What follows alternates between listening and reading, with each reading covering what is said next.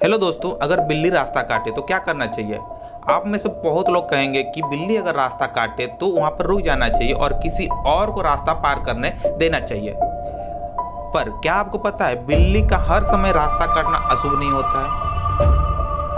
दरअसल अगर बिल्ली बाईं ओर से दाईं की ओर रास्ता काटे तभी उसको अशुभ माना जाता है, अन्य स्थितियों में इसको अशुभ नहीं माना जाएगा। पर क्या आपको पता है कुत्ते की तरह बिल्ली का भी छठी इंद्री काफी विकसित होती है, जिससे कि बिल्ली को यह पता लग जाता है कि कुछ अनहोनी होने वाली है ना इंटरेस्टिंग। अगर आपको ये वीडियो पसंद आया तो लाइक और फॉलो जरूर कीजिए। धन्यवाद।